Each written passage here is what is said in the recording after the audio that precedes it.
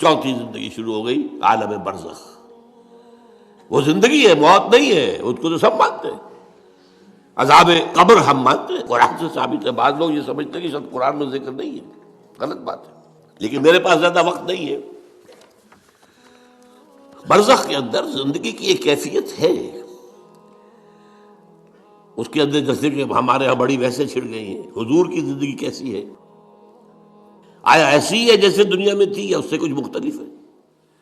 تو میں کہا کرتا ہوں دنیا کی زندگی تو اتنی اچھی زندگی نہیں ہے، حضور کو جو زندگی ہے عالم برزخ میں، اس کا تو ہم تصور بھی نہیں کر سکتے۔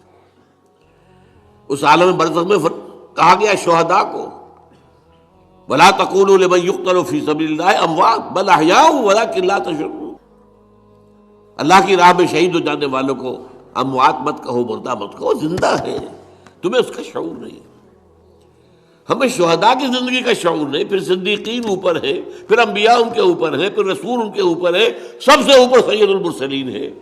کیا زندگی ہوگی، ہم کیا تصور کر سکتے ہیں؟ ما لا عین رأت ولا اذن سمعت ما خطر علی قلب بشر۔ بہرحال پھر یہ چوتھی زندگی آ گئی، پھر آئے گا، پھر سور پھونکا جائے گا، اور پھر فَإِذَا هُمْ قِيَامٌ يَنظُرُونَ، تو سب زندہ ہو کر دوبارہ کھڑے ہو جائیں گے۔ وہ یوم القیامہ ہوگا، کھڑے ہونے کا دن، اور اس سے ہمارا پانچواں دور شروع ہو جائے گا، حیات اخروی۔ اچھا، حیات اخروی کے بارے میں ہمارا کیا ایمان ہے؟ کیا وہ کبھی ختم ہونے والی ہے؟ وہ تو ابدی ہے۔ فَإِنَّهَا لَجَنَّةٌ أَبَدًا أَوْ لَنَارٌ أَبَدًا، یہ پوری زندگی تو زندگی کتنی بڑی ہو گئی۔ تو اسے پیمانہ امروز و فردا سے نہ ناپ، جامنا پہم دواں ہر دم جواں ہے زندگی۔ البتہ ایک کام کیا کیا ہے اللہ نے، یہ جو دو موتوں کے درمیان زندگی آئی ہے، پہلی موت جو کہ ہم عالم ارواح سے، اس کے بعد سلا دیے گئے، موت آ گئی نا، پھر اللہ نے زندہ کیا۔ پھر جو ہمیں موت آنے والی ہے میری اور آپ کی، ان دو موتوں کے درمیان ایک زندگی کا حصہ کٹ گیا اس میں سے۔ یہ لمبا پروسیس، وہاں سے وہاں تک، مبدأ و معاد، انا للہ و انا الیہ راجعون، اس میں یہ چھوٹا سا ہماری زندگی میں سے حصہ کاٹ کر اسے ایک امتحانی وقفہ بنایا گیا۔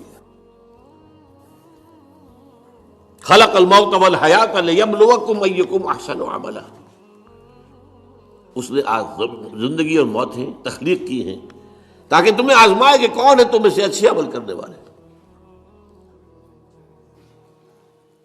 یہ امتحانی، اس کو بھی اقبال نے خوب کہا ہے، ملزم ہستی سے تو ابراہ مانند حباب، اس زیاں خانے میں تیرا امتحان ہے زندگی۔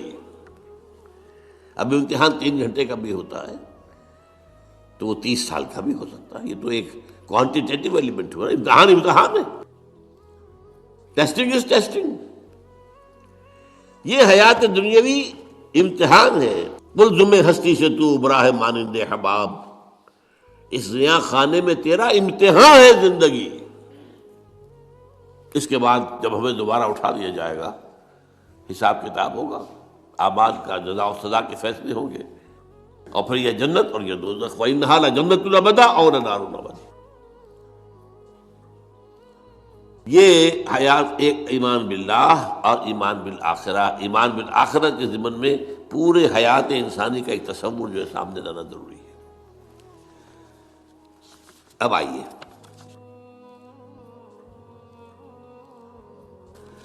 میں نے کہا تھا تخلیق کے بارے میں کچھ باتیں آپ کو بتاؤں گا۔ یہ جدید سائنس کے حوالے سے بھی بہت اہم چیزیں ہیں، اور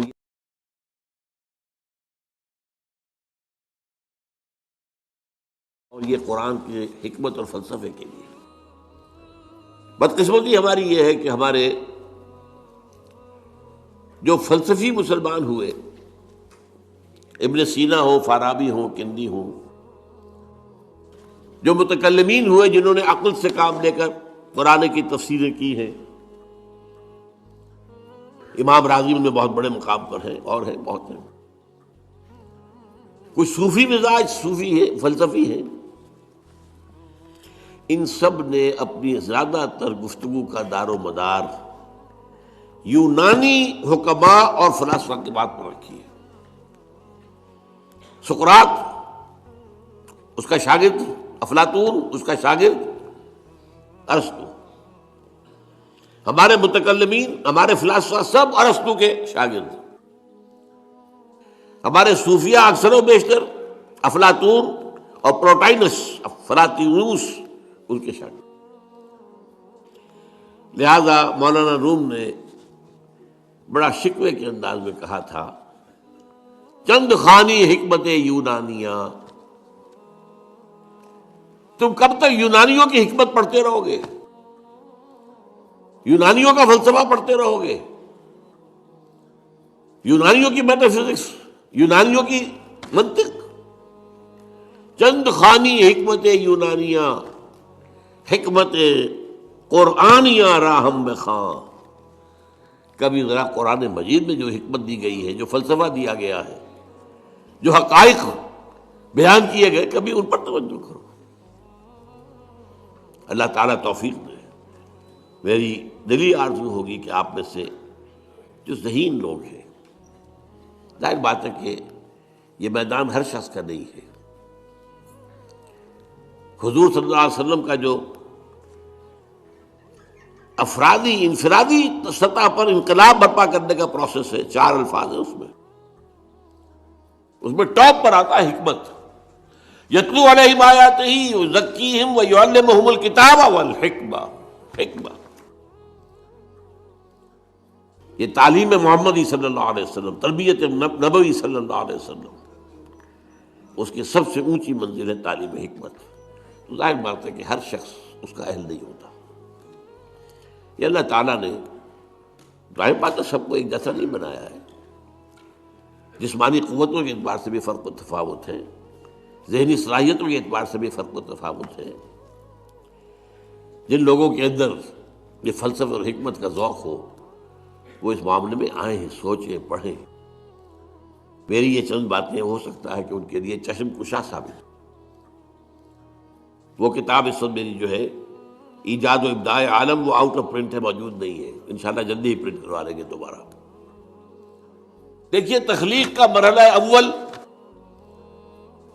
عالم امر ہے. اللہ کا ایک حکم کن، انما امرہ اذا اراد شیئا ان یقول کن فیکون. اس کن سے ایک نور پیدا ہوا ہے، ویری سٹل، لطیف، حرارت کوئی نہیں، خلق نور. یہ نور اللہ، یہ پہلی شے ہے جو پیدا ہوئی ہے. حکم ایک کن، یہ عالم امر ہے. اس نور سے پیدا کیے گئی تمام ارواح انسانیہ، تمام ملائکہ.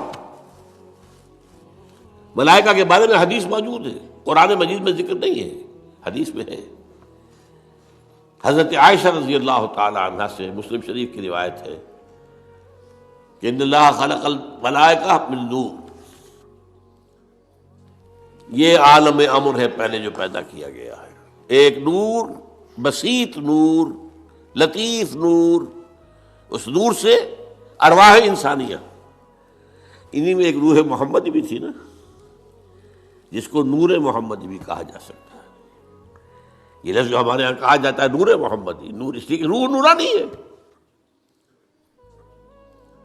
ملائکہ نورانی ہے.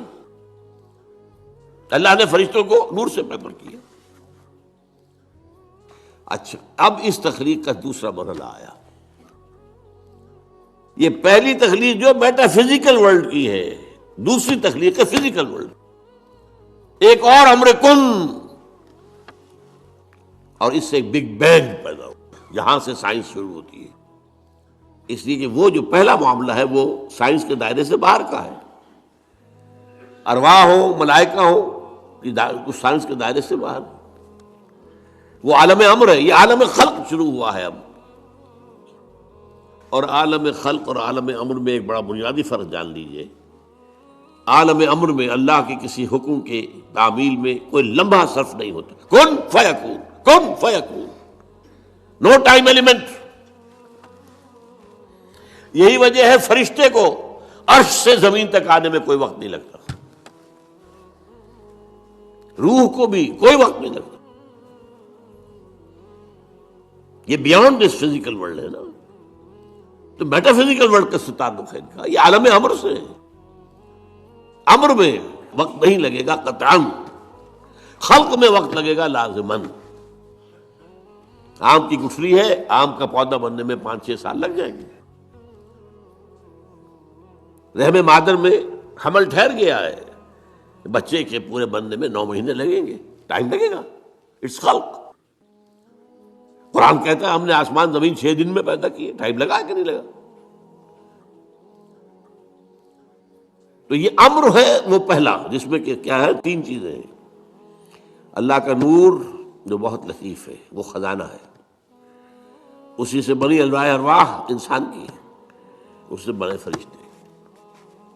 اور چوتھی چیز نوٹ کیجئے، وہی بھی عالم امر سے متعلق ہے، اس لیے کہ وہ ایک کمیونیکیشن ہے بٹوین روح انسانی یا روح نبوی اور الروح القدس. جبرائیل کون ہے؟ فرشتہ. روح محمدی یہ بھی نوری، وہ بھی نوری. یہ ان دونوں کا کمیونیکیشن ہے وہی. لہذا اس کا تعلق بھی عالم خلق سے نہیں ہے، عالم امر سے. بہت پیارا شعر کہیں کہا ہے، کس کیفیت میں کہا ہے میں نہیں سمجھ سکتا. نغمہ وہی ہے نغمہ کہ جس کو روح سنے اور روح سنائے. روح محمدی نے سنا ہے، اس کان سے نہیں سنا حضور نے. یہ نوٹ کر دیجئے، کبھی پڑھیے حقیقت وحی نامی کتاب مولانا سعید احمد اکبر آبادی کی. وحی کی حقیقت کیا ہے؟ وہی براہ راست قلب پر جاتی ہے، اس کان کے واسطے سے نہیں جاتی. یہ کان عالم خلق کا ہے، قلب عالم امر کی شے، روح کا مسکن ہے. وہاں روح ہے، روح محمدی ہے. فَإِنَّهُ نَزَّلَهُ عَلَىٰ قَلْبِكَ، اس کو اے نبی اتارا ہے اس فرشتے نے آپ کے دل